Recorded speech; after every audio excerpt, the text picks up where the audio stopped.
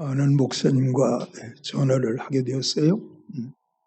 오랜만에 함께하는 전화였는데 그분이 하시는 말씀이 좋은 권사님이셨는데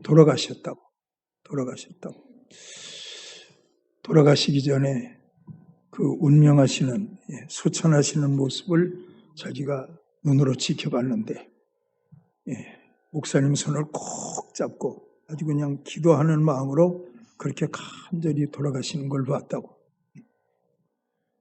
아들 둘을 두셨는데 두 아들들이 하나는 익산에 살고 있고 하나는 군산에 살고 있는데 그 어머니의 기도로 인해서 아들들이 다 잘 됐다고.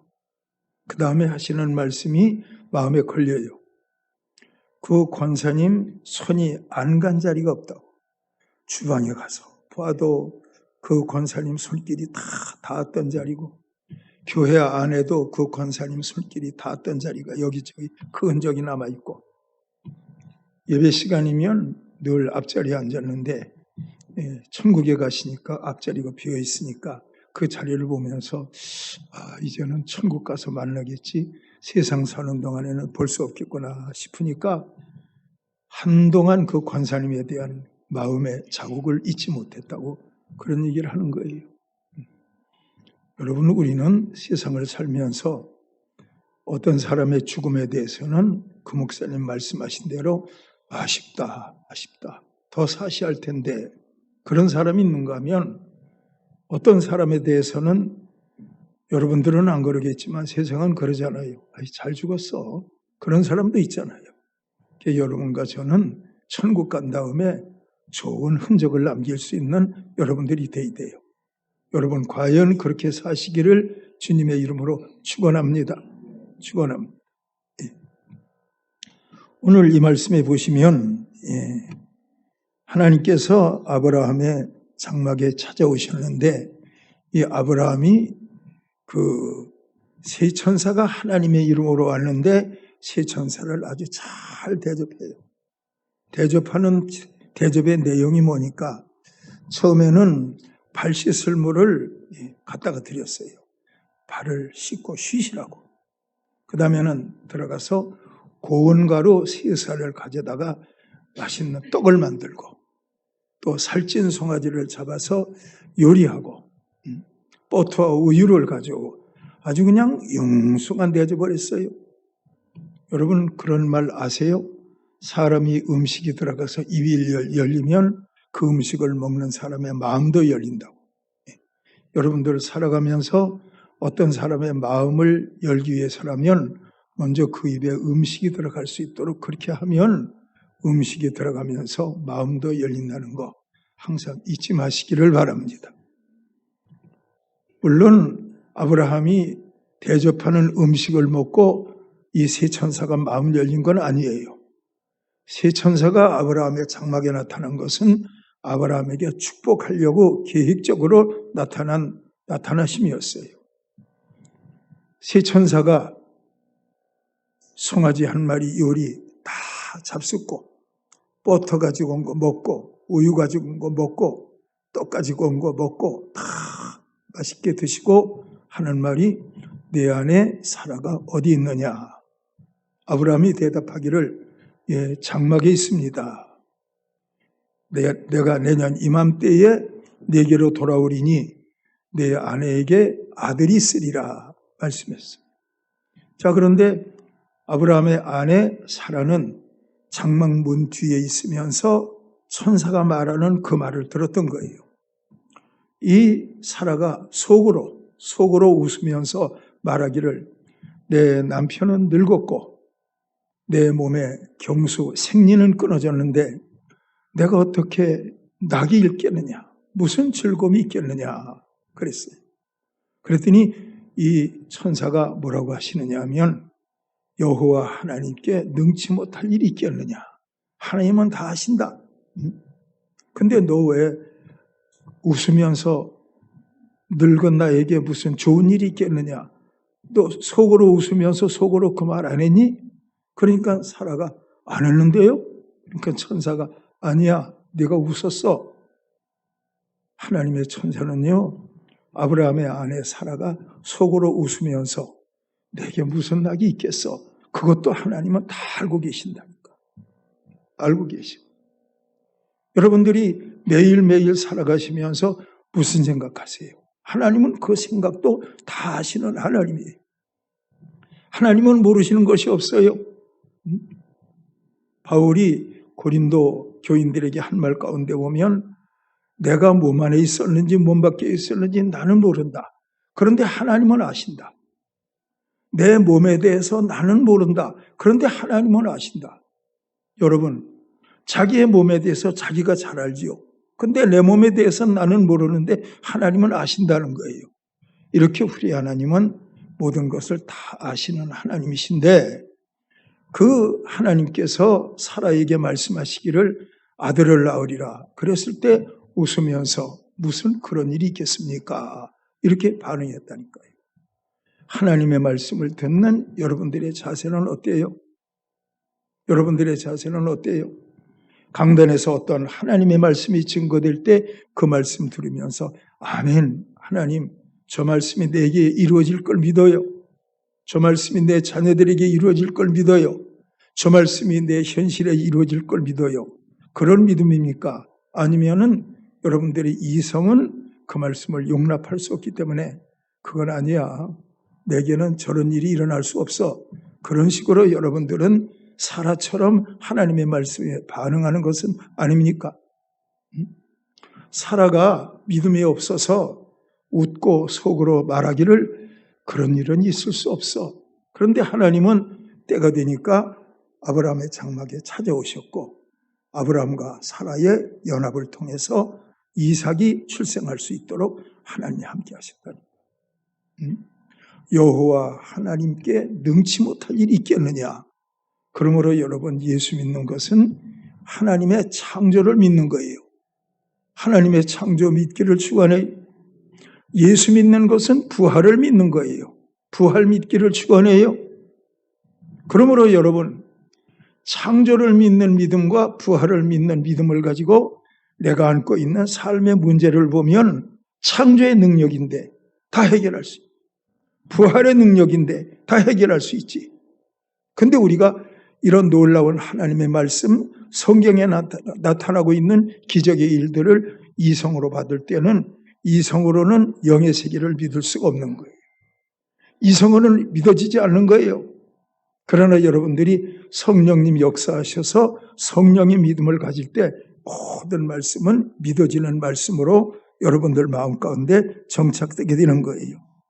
여러분 믿음 가지기를 축원합니다. 이 믿음이 얼마나 중요한지 누가복음 18장 8절에 있는 말씀을 보면 내가 너희에게 이르노니 속히 그 원한을 풀어주시리라. 그러나 인자가 올 때 세상에서 믿음을 보겠느냐. 세상에서 믿음을 보겠느냐. 여러분 우리는 오늘날 예수 믿는 사람들의 수가 많아지는 거 좋아하잖아요. 어느 교회가 부흥되고 어느 교회가 잘되고 대한민국에는 어떤 나라보다 믿는 사람들이 많고 우리는 이거 상식적으로 알고 있잖아요. 근데 하나님이 바라시는 것은 인자가 올 때 세상에서 믿음을 보겠느냐. 믿음을 보겠느냐. 이건 영적인 믿음을 말하는 거예요. 인자가 올 때 세상에서 믿음을 보게 재림의 믿음. 여러분 예수님이 재림하실 거 믿습니까? 아니면은 늘 그냥 설교에 대해서 아멘으로 반응하는 것이 나의 습관이 되었기 때문에 그냥 습관적으로 아멘하는 겁니까? 정말 믿는 겁니까? 믿기를 바랍니다. 믿어지시기를 바랍니다. 그럴 때 그 사람에게 있어서 재림은 너무너무 확실한 사건이 되는 거예요. 그 재림을 통해서 무덤 속에 있는 자가 살아나겠지요. 살아남아 있는 우리들도 구름 속으로 끌어올려 공중에서 주를 영접하게 하시리니 그때로부터 우리가 항상 주와 함께 있으리라. 엄청난 말씀, 데살로니가전서 4장에 있는 말씀이 믿는 여러분들에게 이루어지지 않겠습니까? 믿는 건 너무 중요한 겁니다. 늘 드리는 말씀인데 믿어지니까 믿는 겁니다. 내가 노력했더니 믿어졌다가 아니고 어느 날 믿어지니까 믿는 겁니다. 믿어지는 것은 이것은 수동적이고 피동적이에요. 주님께서 내게 믿음으로 임하기 때문에 이 사실이 믿어지는 거예요. 이 믿음 가지고 살아가실 수 있는 여러분들이 되어야 돼요. 예, 여러분들이 되어야 돼요. 예. 민수기 23장 19절에 있는 말씀을 보니까 하나님은 인생이 아니시니 시건치 않으시고 인자가 아니시니 후회가 없으시도다. 어찌 그 말씀하신 바를 행치 않으시며 하신 말씀을 실행치 않으시랴. 인생은 시건한다 그 말이에요. 인생은 말해놓고 안 지켜요. 인생의 말은 시건할 수 있어요. 그 말이 안 이루어질 수 있어요. 근데 오늘 이 말씀에 제가 지금 읽은 이 말씀에 보니까 민수기 23장 19절에 있는 말씀에 하나님은 인생이 아니시니 시건치 않으시고 인자가 아니시니, 여기에서 인자는 평범한 사람의 자녀들을 말해요. 인자가 아니시니 후회가 없으시도다. 어찌 그 말씀하신 바를 행치 않으시며 하신 말씀을 실행치 아니하시랴. 그러므로 여러분, 말씀이 믿어지는 것은 큰 축복이에요. 믿어지는 말씀은 현실이 되거든요. 믿어지는 말씀은 기적이 되거든요. 믿어지는 말씀이 여러분들의 현재와 미래를 끌고 나가거든요. 그 믿어지는 말씀을 가지고 우리는 생명부활로 나오고 영원한 생명에도 들어갈 수 있는 거거든요. 여러분, 믿는 것이 아니라 믿어지니까 믿는 겁니다. 이것이 바로 성령님의 은혜입니다. 믿어지기를 축원합니다. 믿어지기를 축원합니다. 천국 가실 때까지 부족한 저를 통해서 하나님의 말씀 들으실 겁니다. 그런데 이 말씀이 황당한 세계를 말하는 그런 말씀이 아니고 여러분들에게 믿어지는 말씀으로 정착될 때 그 믿음은 현실이 되고 그 믿음은 미래 사건이 될 수 있는 거예요. 여러분, 그것이 바로 기도의 응답인 거예요. 항상 믿어지기를 축원해요. 항상 믿어지기를 축원해요. 예수님이 사마리아 여인과 대화를 하시는 거예요. 이 내용은 기니까 간단히 말씀드릴게요. 예수님께서 이 여인에게 나를 믿는 자는 마르지 않는 생수를 얻을 것이다. 물 기를 필요 없다. 나를 믿는 자는 생수를 얻을 것이다. 예수님이 말씀하셨더니 이 여인이 뭐라 그래요? 주여, 물을 기를 그릇도 없고 이 우물은 깊은데 어디서 당신이 생수를 얻겠사옵나이까? 이러면서 예수님이 하신 말씀을 이성으로 받는 거예요.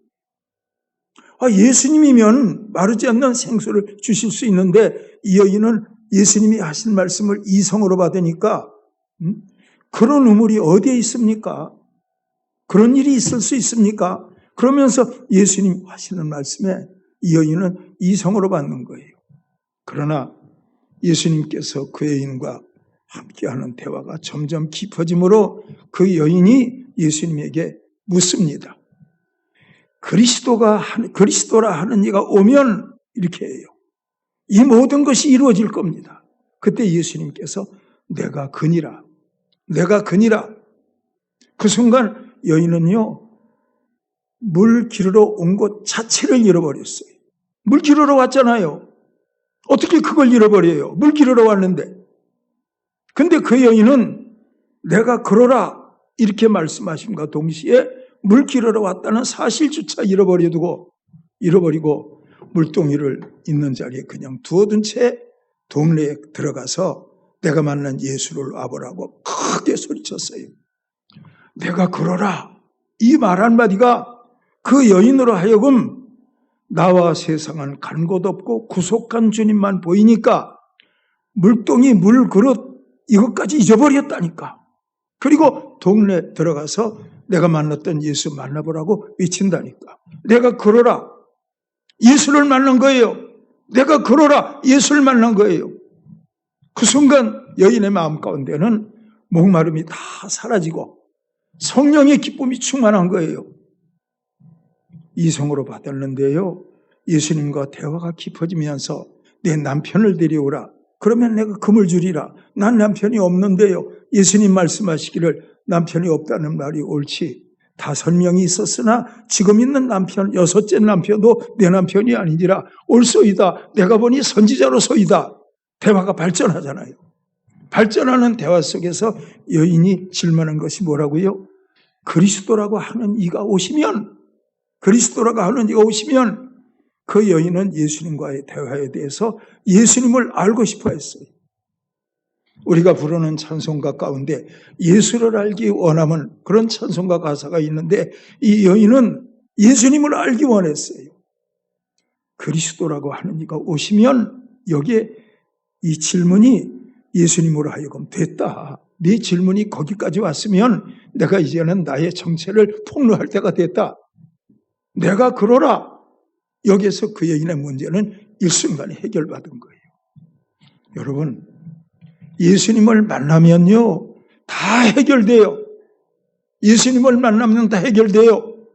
예수님 만나지 못하면 여러분들은 여전히 염려 가운데 있고 근심 가운데 있고 답답함 가운데 살 수밖에 없는 거예요.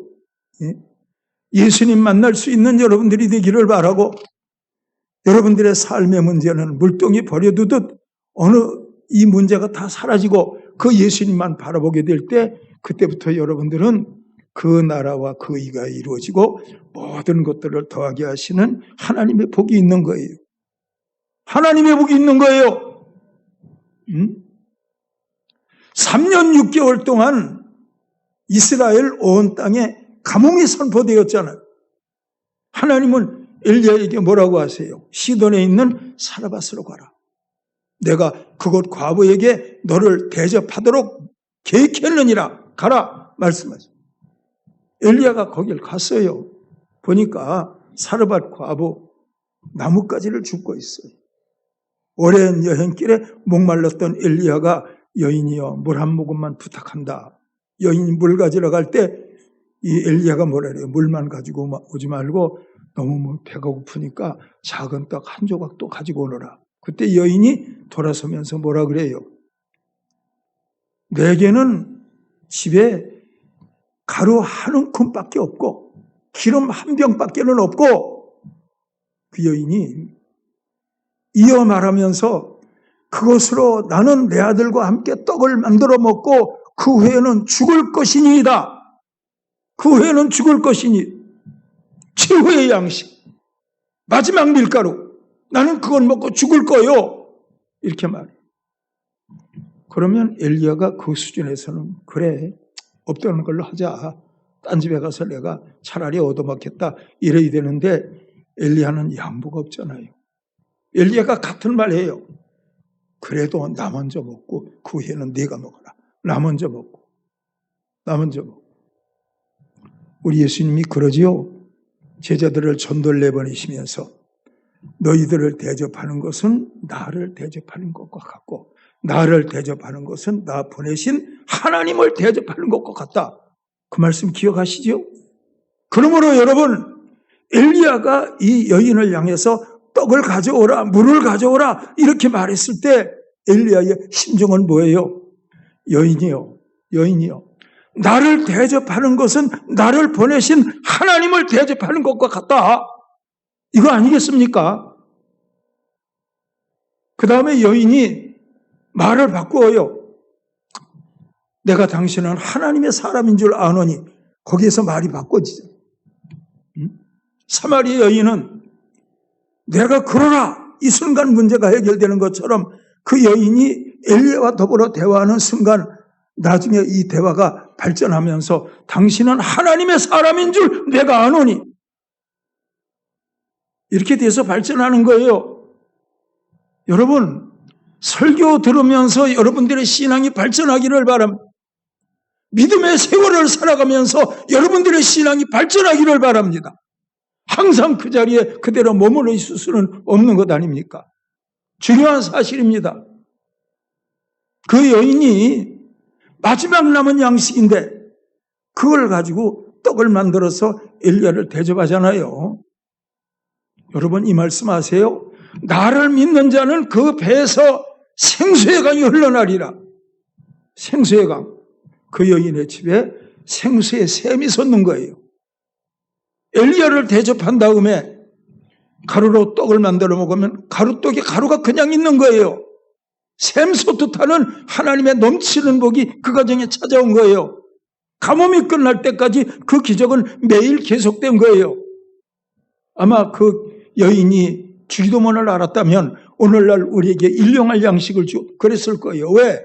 매일 가루떡에 가루가 남아있으니까. 얼마나 놀라운 일입니까? 여러분, 믿음은 이렇게 중요한 거예요.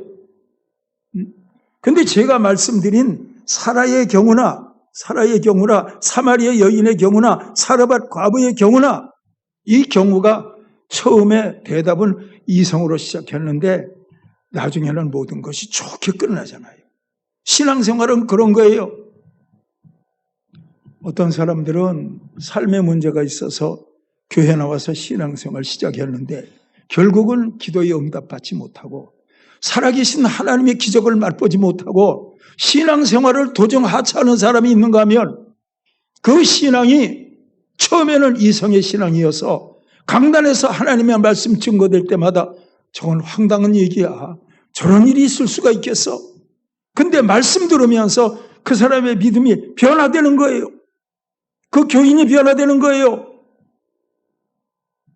6개월 지난 다음에 달라졌어요. 1년 지난 다음에 달라졌어요. 내가 그러라 하는 예수님을 만난 거예요. 내가 그러라. 당신은 하나님의 사람인 줄 아노니 이것이 발견된 거예요. 그럴 때 놀라운 기적은 일어난 거예요. 여러분, 듣는 귀가 열리기를 바랍니다. 보는 눈이 열리기를 바랍니다. 여러분들에게도 놀라운 기적이 나타나기를 주님의 축원합니다. 여러분, 가나안 여인이 있습니다.